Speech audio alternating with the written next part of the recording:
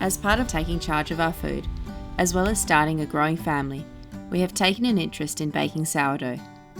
Join us as we go from raw ingredients through making a reliable starter all the way to a finished crusty loaf. We have long since stopped buying store-bought bread full of additives, preservatives and untraceable ingredients. Sourdough doesn't rely on store-bought yeast. It is something you grow yourself and can do anywhere. We chose to use a light rye flour for our starter as it has a high population of the necessary bugs already in residence. We are fortunate enough to have access to clean rainwater. The very first step is to sanitize our container to start with a blank slate. Many people will skip this step, but it is a small insurance against future smelly surprises. Next, squeeze a generous dash of lemon juice into about 100 ml of water. This step is to give us the acidity that makes a suitable environment for the desirable organisms to outcompete all of their teeming relatives. Don't worry about this flavouring your bread later on, as subsequent feeding of the culture will see this lemon juice aroma disappear. We weigh our ingredients to get a wet mix of 150% hydration in order to provide a favourable environment for our yeast and bacteria. All that means is there is 1.5 times more water than flour. In this case, 50 grams of flour mixed with 75 grams of water. As long as the proportions are right, the exact measure doesn't matter, but we think this is a pretty good sized starter to use in a week without wasting ingredients. It doesn't look like much, but hidden within this mixture are the wild yeast and lactic acid bacteria that will eventually create our sourdough. We cover our starter culture to exclude insects, but in a way to allow accumulating gases to dispense and prevent the surface of our starter from drying. At a comfortable room temperature, there will be signs of life after just a few days. Not all of the organisms active early in the process are the ones we want, so we give the culture a daily stir to distribute oxygen throughout, and we leave things to develop for a few days. And if all has gone well, we should be greeted by a pleasantly acid, yeasty smell. Now we can start feeding our new creation. When feeding the starter culture, we set aside 100 grams of starter to feed with 100 grams of flour and 100 grams of plain tepid water. If you keep matching the growing starter at each step with the same weight of flour, you will very soon end up with enormous quantities of flour, so it is normal to discard a portion of the starter at each step. It can be used in other baking recipes, or it can be used to make a goat very happy. Once a starter culture is healthy and active, rising quickly and smelling good, it can be refrigerated to cut down the frequency of feeding to once a week rather than daily. We do this, removing our starter from the fridge the night before we want to bake bread to become fully active again. Okay, it's a nice bright morning. It's our sourdough starter that we got going yesterday, fed up and everything. It's expanded, it's looking kind of crazy there. You can see it's definitely risen. Now it's filling up the bowl now. So now we're going to make a sourdough bread. It's a bit of a classic 3-2-1 recipe, and we got this from a book called Super Sourdough by James Morton. What it is 900 grams of flour, so we'll just measure as we talk, I think. 600 grams of water and 300 grams of the starter. This flour was a locally produced baker's flour, and all that means is that it's got a protein content of 12%. There we go. We do want to get it pretty close as well. I'm not always that meticulous, but with baking, you're definitely doing a little bit of a chemistry experiment, so it does pay to get everything just right. Yep, that looks good. Zero on the scales. Pour some water. This is just plain water. Don't be confused by the yellow appearance of it. That was just a turmeric stain. So that stuff is wild. 600 grams of water. That looks pretty good. And our starter. Our starter looks fairly gooey now, really active. It bubbled right up, and you can see that there is a lot of gas being produced by the yeast and the lactic acid bacteria as we've gone. So we'll pop those guys in as well, and they can start working on the flour and water. So this recipe, we've weighed out the flour, the water and the starter. It also calls for 20 grams of salt, but I'm not going to put the salt in yet. I just want to leave this for about an hour, actually. You can do it for about half an hour to go through a process called autolysis. All it really means is the enzymes that are present in this dough at the moment, at this nice room temperature, they can become active now that we've added water, and they will start to break down the proteins that are in this flour and start to develop our gluten. So by letting the dough just sit there, they're going to do some of our work for us. And indeed, like when you're making sourdough, it's a long process. You know, it does take hours. It involves patience, but you don't have to be present for a lot of it. You're setting up the conditions, the little microorganisms in here to do the work for you. Okay, so that's a nice sticky mess, as usual. It's not too bad. If you go easy, you don't tend to get yourself too covered in stuff. If I can get out of this without being covered head to toe in goop, I'm sure you can too. Look, that is just roughly mixed. Nothing to it at all. I'm just going to let that sit. And the whole time I do this, I'm just going to dampen a tea towel. And each time I just let the dough sit, I like to put that over. I just don't want the surface of this dough to dry out as we go. After mixing the flour, water and culture together, the dough is left for 45 minutes to an hour. This time allows enzymes in the flour to start working on the protein present, leading to a dough that will stretch well without tearing. Next, we add our salt to the recipe and knead the dough for about 10 minutes. We have access to a dough hook on a machine, so we knead our sourdough. Some bakers are happy to skip this step and rely on lamination of their dough during the proving stage. So there you have it. The KitchenAid's got this looking pretty elastic. Okay, it's done a pretty good job of developing the gluten. So what we're going to do now is just leave this alone for 4 hours. We're going to take a little break from each other, me and the dough. That allows me to get a stack of chores done. So like I was saying before, sourdough is quite a long process, but as a baker, you're not involved in it a lot of the time. You're just setting up the conditions for that starter that you produce to do most of the work for you. Slightly dampened hands allow you to, you are always going to get a little bit of this dough on you, but it'll stop it really sticking in a big way.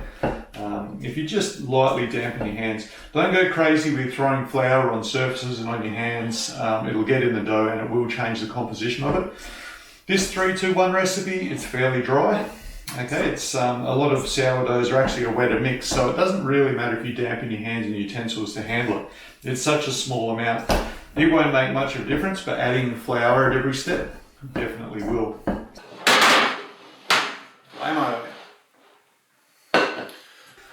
Alright, so here's our dough. If you were going to knead it by hand, a good way is stretching it away, folding it, and you just keep spinning it and just doing that.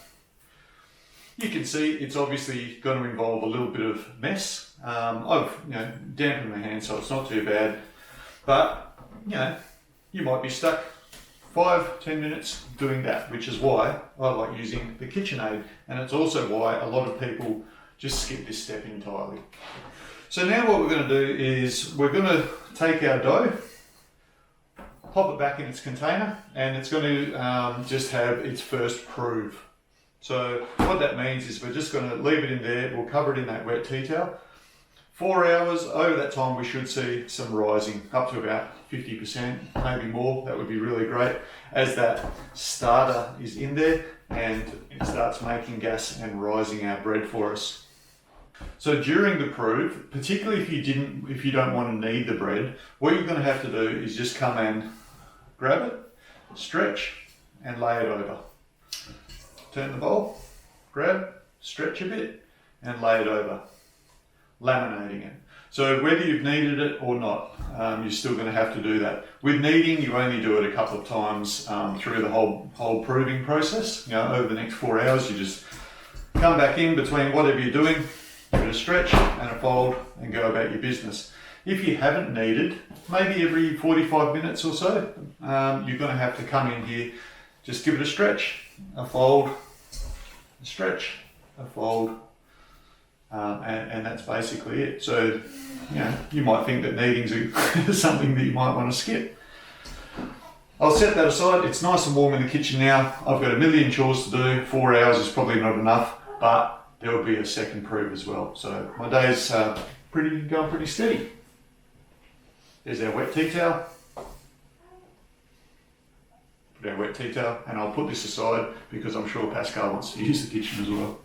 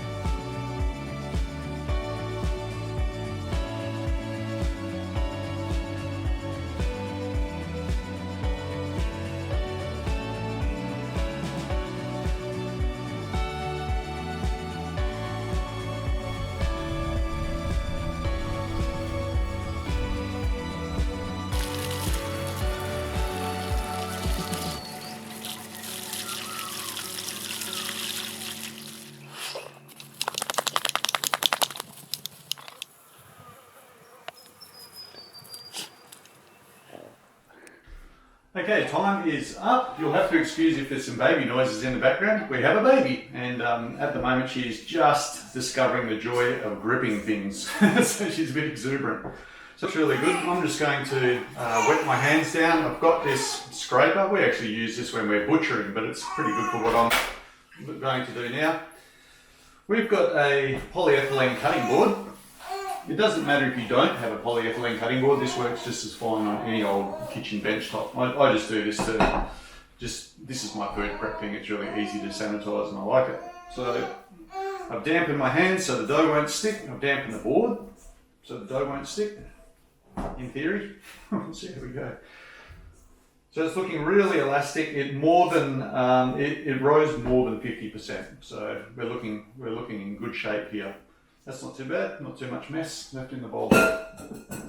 So what we want to do now is, the dough's done its first proof. We want to divide the dough because this is enough to make 2 loaves. When I first made these loaves, I was just like, why do I want 2 loaves? I just want 1 loaf. No, that is incorrect. You are definitely going to want 2 loaves. So my oven isn't big enough or good enough really to cook 2 at once, but we'll deal with that as well because a lot of people might be in the same boat. So now I just basically use this this scraper, and I'll keep that a little bit damp as well, to shape these up into a round bowl.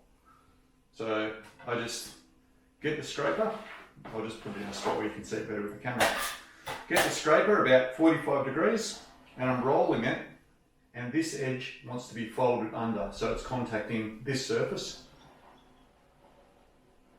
Going under, and that looks pretty good. 90 degrees, go again. So it's tucking under itself. If you make this too damp, it'll be too slippery. Here we go. Slide it away from the camera, you might not see so well there.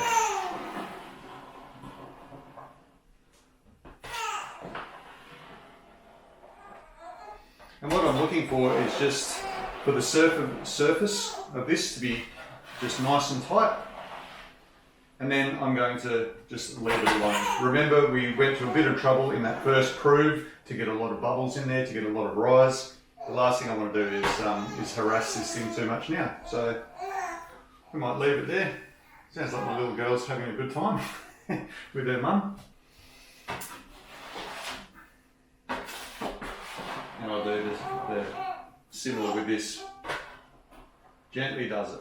Alright, we're not beating this thing up. We don't want to pop all those lovely bubbles we've got in there. But you do want to do this preliminary shaping. Alright, that looks great. 2 separate bits of dough. We'll just leave it for half an hour. Like I said, sourdough baking, it does take time, but it doesn't take a lot of effort. So I'm just going to leave these guys and go and do something else. Okay, well our dough here looks like it's pretty good. I've put a bit of flour on the board here, and I do need to flour up these. These are proving baskets that Pascal's brother very kindly gave to us as a gift. He was moving and he didn't want to have to move too much stuff. So it's that kind of gift. But it's very generous and very appreciated and very handy. So if you are serious about making sourdough, I'll show you the result of these when you pull sourdough out of the oven, and you'll see that these are well worth it. So I've floured this board, and that gives us, we want to be able to move this dough around fairly well and shape it. So this is just giving it its final bit of elasticity before it proves again for another 2 hours. So I'm just going to stretch it out and fold it in. Not much of this. Again, it's going to be trapping some air in there. It is going to be forming some laminate layers. So I'm just moving this around, spinning it around. It's on that surface, and I'm just stretching and pressing that down, basically until it feels like the surface of this is quite tight, quite elastic.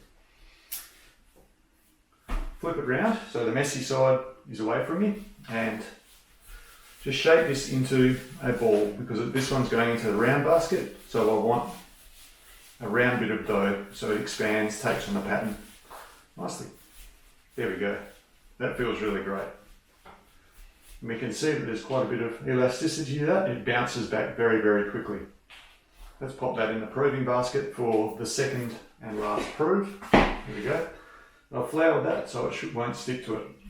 If you've got if you've got dough actually sticking to these proving baskets, it might mean that you haven't proved it enough the first time, because usually they should come out of there fairly well. But we still use flour because you really do want it to come out. This one's elongated, so it's a different method of doing it. I'm just stretching these and folding it one over the other. And the final one, I'll just elongate it like that, press it over, and push the other side down. So there we have more of an elongated sort of loaf. And again, let's get a bit of that flour.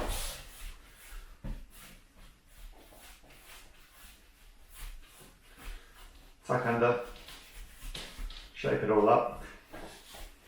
You can see it's really got a mind of its own. Like I can push it like that and it's really bouncing back.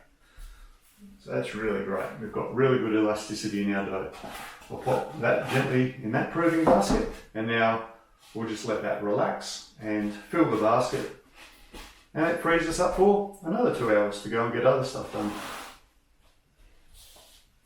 What I will do, now that they're in their baskets, because this is 2 hours, again I've got my damp tea towel and I will pop that over there. I just don't want the surface of my dough drying out.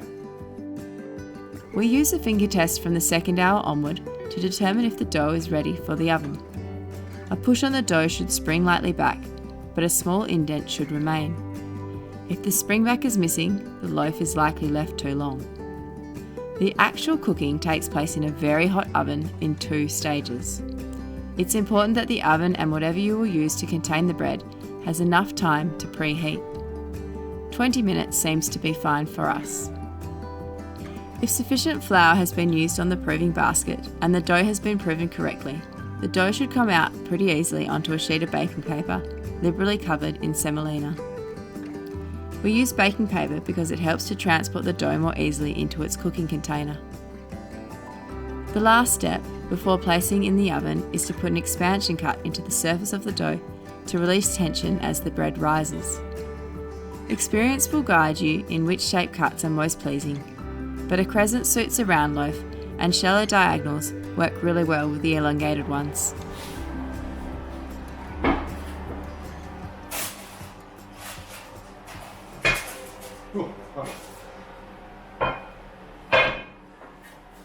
So there's 20 minutes in the oven with the lid on.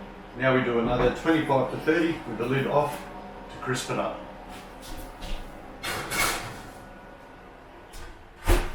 Well, that's the first loaf. It's back in the oven for another 25 to 30 minutes, just until it's crispy enough. So we did 20 minutes with the lid on, just so it had moisture there and it didn't dry out. Now we do want to dry that crust out so it gets nice and crunchy.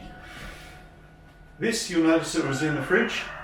So as soon as that went in the oven, just maybe about 20 minutes before actually, I popped this in the refrigerator. I didn't want this to keep proving, rising, and all those enzymes still reacting in there. You pretty much know when this is done when you can push on it. It bounces back, but it still leaves a little fingerprint in there, and that's what we're doing before we put it in the basket. So this is really great. You'll see that it's risen really well. It's filled out the entire basket. So I have high hopes for this loaf. So this will go in for 20 minutes with the lid on, and then again 25 to 30 with it off. If you've got a really great oven, you can pretty much go with 220 degrees. We just jam this one right up to the highest because it's not a really good oven. It's sufficient to bake bread, and that's all we can really ask for. We just go all the way maximum. You need a hot oven for baking bread, so don't be too fussed about that.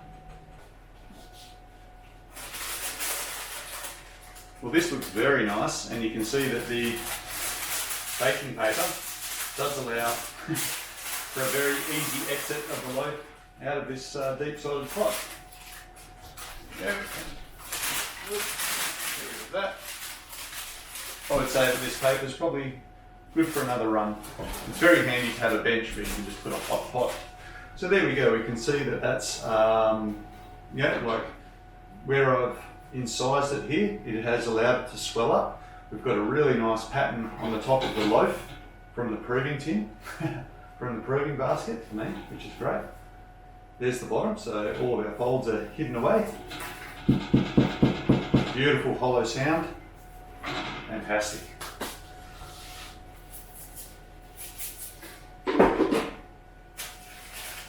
Semolina just acts like little ball bearings, stops the dough from sticking to that paper.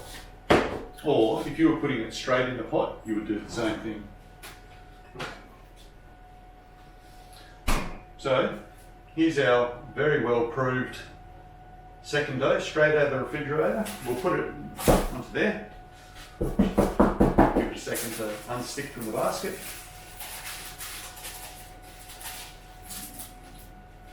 There we go. And we can see the pattern from the basket is left on our loaf. Looks very nice and rustic. Got a nice sharp knife. So what happens when you're putting the slits in the bread is that the bread will expand at right angles to those slits. So you can think about how you'd like your bread to look. With this one, I'm going to have long diagonals, and that will release the tension in that way. And that just fits in our pot. It just fits, and we'll pop that in. So again, that's 20 minutes with the lid on,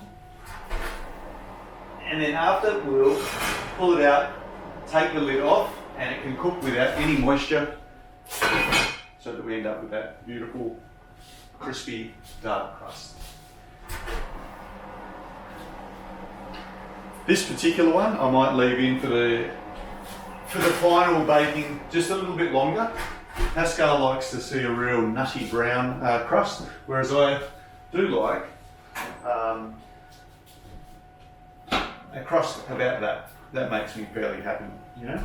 So you can see that the flour that was used to lubricate the proving basket gives you this lovely spiral pattern on that bread. It's really important with this stuff not to get stuck into it like that, as tempting as it is, because this is not smell-o-vision, but you're going to have to believe me, this smells incredible.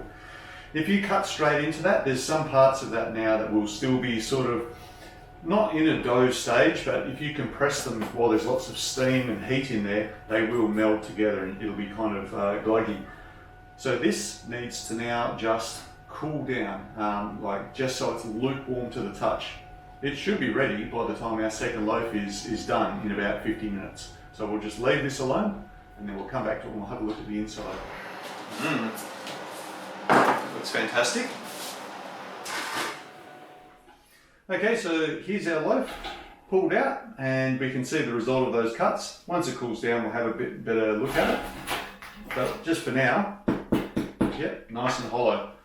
So that's risen really, really well. Lots of bubbles in there. We'll let it cool down again, and then we'll check out what's going on inside. And we can have a bit of a look at the pattern, because we think that these proving baskets give a very polished result.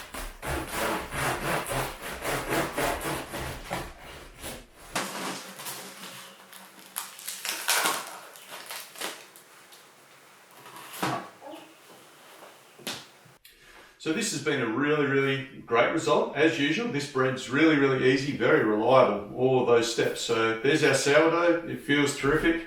It tastes great. So we've got good aeration. In the past, I haven't had such big bubbles as these. That folding and lamination, I did quite a bit of that just, to take some more shots for the camera. So I have got some quite large bubbles in there. They don't look too bad, actually. They look like something that you might have bought from the shop. Very, very happy now that this is starting to cool. I still can't cut into this one to show you, but you can see it's exactly the same. When you put the cuts in these loaves, they expand at right angles to those cuts, so you can get a little bit creative. I don't get all that creative, actually. I just kind of put those slashes in, get that bread done in between all the other jobs I have to do. So perhaps you can hear very crispy crust straight out of the oven.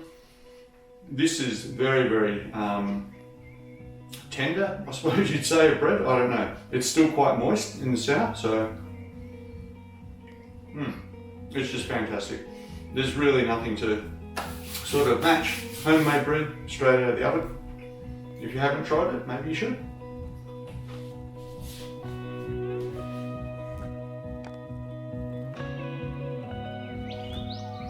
Thanks for watching this week, folks, and if you enjoyed the video, don't forget to give it a thumbs up.